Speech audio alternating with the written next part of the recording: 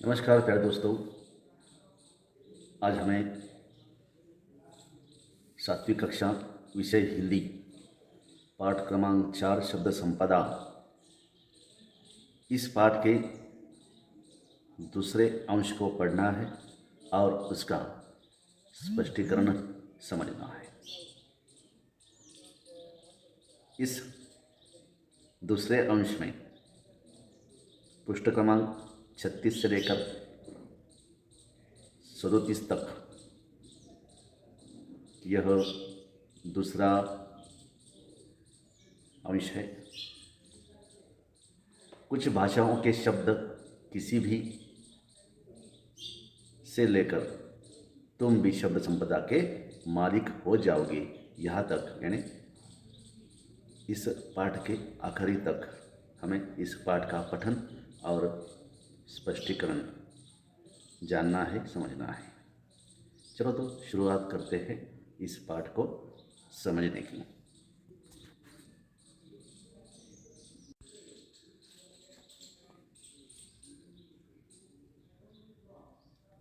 पाठ क्रमांक 4, इस पाठ का दूसरा अंश। इस पाठ का नाम शब्द संपदा और लेखक है डॉक्टर सूर्यनारायण रणसुभे।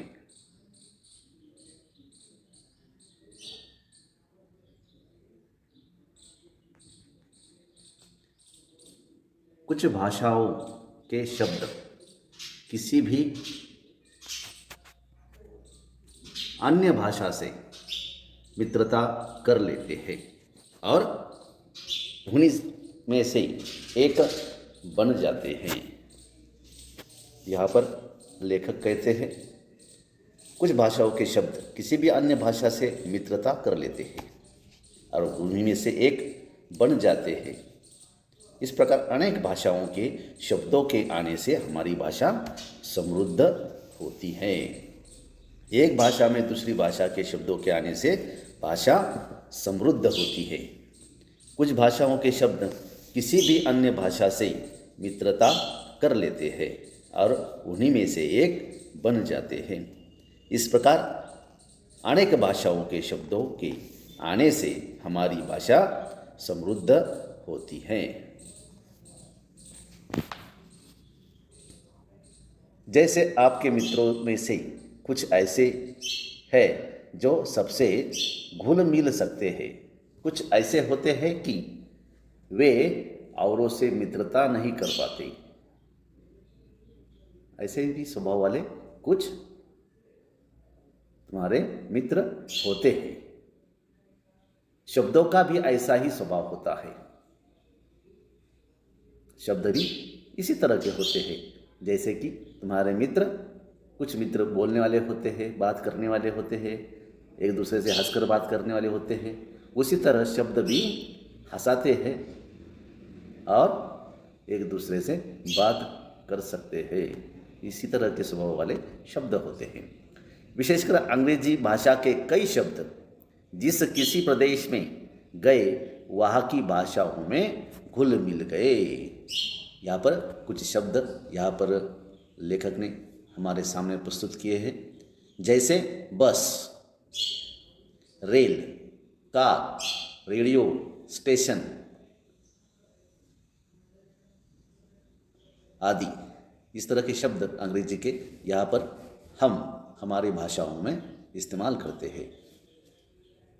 और ऐसे तो कई सारे शब्द हैं। जैसे कि टेबल, टेबल भी यह अंग्रेजी का शब्द है, मगर हमारी भाषाओं में वह इस तरह घुल मिल गया है कि ऐसा लगता है कि यह हमारी भाषा का शब्द है।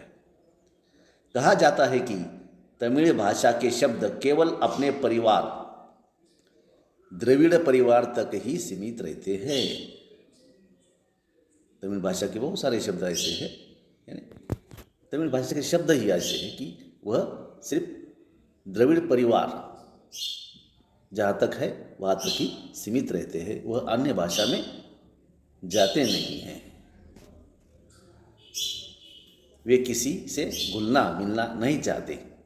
अलबत्ता हिंदी के शब्द मिलनसार है। मिलनसार है ना, मिलजुल कर रहने वाले, इस तरह के शब्द होते हैं। परंतु सब नहीं, कुछ शब्द तो अंत तक अपना स्वतंत्र अस्तित्व बनाए रखते हैं, अपने मूल रूप में ही वे अन्य स्थानों पर जाते हैं। कुछ शब्द अन्य भाषा के साथ इस प्रकार जुड़ जाते हैं कि इनका स्वतंत्र रूप खत्म सा हो जाता है। हिंदी में कुछ शब्द ऐसे भी पाए जाते हैं जो दो भिन्न भाषाओं के शब्दों के मेल से बने हैं। अब वे शब्द हिंदी के ही बने हैं, जैसे हिंदी संस्कृत से वर्षगांठ, मांग पत्र, हिंदी अरबी फारसी से थानेदार, किताब घर, अंग्रेजी संस्कृत से रेल यात्री, रेडियो तरंग, अरबी फारसी अंग्रेजी से बीमा पॉलिसी आदि। इन शब्दों से हिंदी का भी शब्द संसार समृद्ध हुआ है। कुछ शब्द अपनी माँ के इतने लाडले होते हैं कि वे मातृभाषा को छोड़कर औरों के साथ जाते ही नहीं हैं। जैसे कि कुछ बच्चों का भी इसी तरह होता है, उसी तरह यहाँ पर कुछ शब्दों का भी ऐसा ही है। कुछ शब्द बड़े बिंदास होते हैं, वे किसी भी भाषा में जाकर अपने लिए जगह बना ही लेते हैं। शब्दों के इस प्रकार बाहर जाने और अन्य अनेक भाषाओं के शब्दों के आने से हमारी भाषा समृद्ध होती है। विशेषतः वे शब्द जिनके लिए हमारे पास प्रतिशब्द नहीं होते, जो कि हमारी भाषा में हम प्रयोग कर सकते हैं। ऐसे हजारों शब्द जो अंग्रेजी, पुर्तगाली, अरबी, फारसी से आए हैं, उन्हें आने दीजिए। जैसे brush, rail, pencil, radio, car, scooter, station आदि। परंतु जिन शब्दों के लिए हमारे पास सुंदर शब्द है, उनके लिए अन्य भाषाओं के शब्दों का उपयोग नहीं होना चाहिए, क्योंकि हमारी भाषा उन शब्दों से समृद्ध है। किसी अन्य भाषाओं का आक्रमण हमारी भाषा पे ना हो, क्योंकि उनके लिए हमारी भाषाओं में शब्द है। हमारे पास माँ के लिए, पिता के लिए सुंदर शब्द है, जैसे भाई, माई, अम्मा, बाबा, अक्का, अन्ना, दादा, बापू आदि। अब उन्हें छोड़ मम्मी, डैडी कहना अपनी भाषा के सुंदर शब्दों को अपमानित करना है।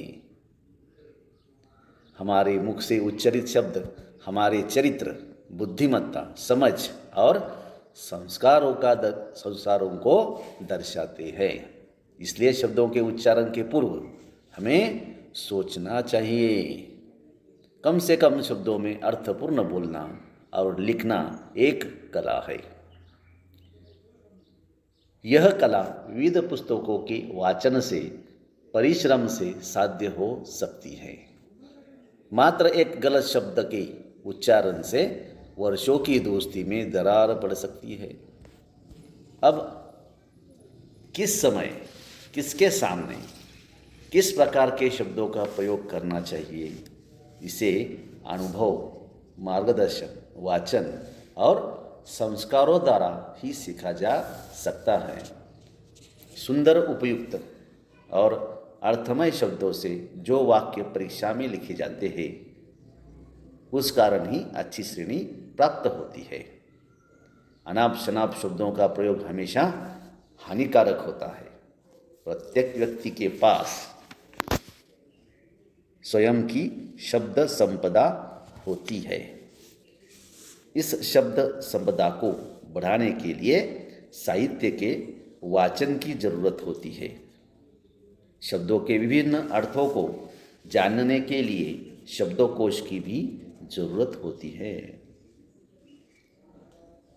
क्योंकि उस भाषा में उस शब्द को क्या कहा जाता है, कुछ तो इस तरह के शब्द होते हैं जो कि हमारे भाषा में उस शब्द को अलग कहा जाता है और उनकी भाषा में अलग, इस तरह के भी शब्द होते हैं।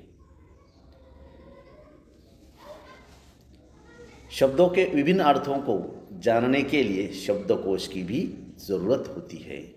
शब्दकोश का एक पन्ना रोज एकाग्रता से पढ़ोगे तो शब्द संपदा की शक्ति का पता चल जाएगा। तो अब तय करो कि अपनी शब्द संपदा बढ़ानी है। इसके लिए वाचन संस्कृति को बढ़ाओ, पढ़ना शुरू करो, तुम भी शब्द संपदा के मालिक हो जाओगे। यहाँ पर लेखक ने हमें सलाह दी है। अगर हमारी भाषा समृद्ध करनी है, हमारी शब्द संपदा बढ़ानी है, तो आपको वाचन करना होगा।